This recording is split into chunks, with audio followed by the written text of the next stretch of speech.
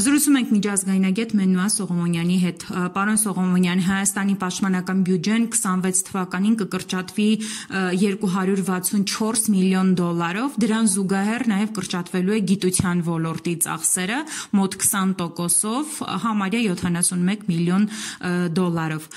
Կխնդրեմ ասեք, իսկապես սրանք այն ոլորտներն են,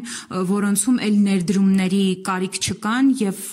այնքան բյուջե, որքան որ նախատեսված է, դա բավարար է։ Գիտության բյուջեի կրճատումը ցույց է տալիս այս իշխանությունների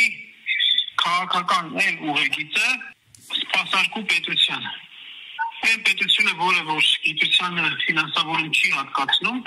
կամ կրճատում է գիտության ֆինանսավորումը, այդ պետությունը ապագա չունի բնականաբար։ Որովհետև գիտությունն է շարժիչ ուժը տնտեսության, գիտությունն է հասարակության նաև շարժիչ ուժը։ Ինչ վերաբերում է պաշտպանական բյուջեի կրճատմանը, դա հանձնվողական, պարտվողական քաղաքականության դրսևորում է եւ ադրբեջանական նախապայմանի կատարում է, որովհետև մեկ անգամ չէ, որ Բաքվի բռնապետական վարչախումբը բացահայտ ու հրապարակավ պահանջել է դեմիլիտարիզացիայի ենթարկել Հայաստանը։ Հիմա սրանք հաղում են անում իրար միջև ստորագրած կամ նախաստորագրած ինչ-որ թղթերի եւ այդ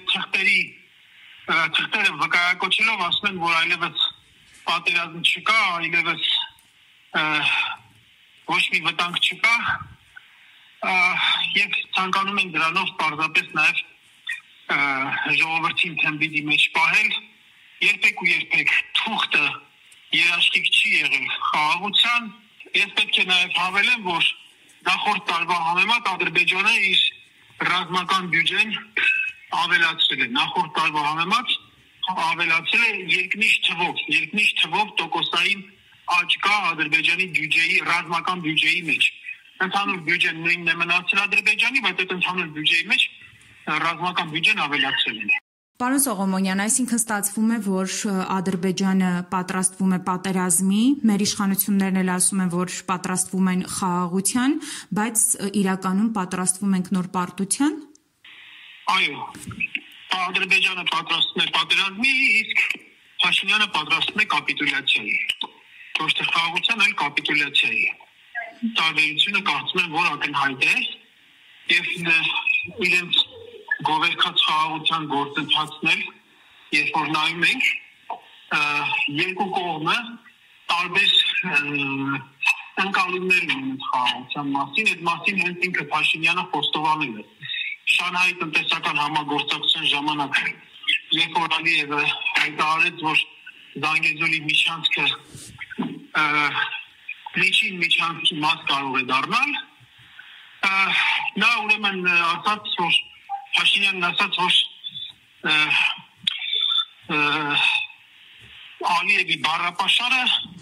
չի արտացոլում մեր միջև եղած պայմանավորվածությունները։ Այսինքն նրանք ինչ-որ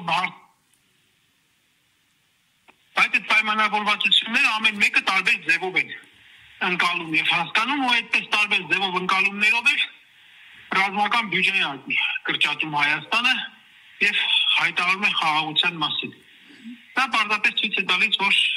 ոչ թե խաղաղության, այլ նոր կապիտուլյացիայի է պատրաստվում։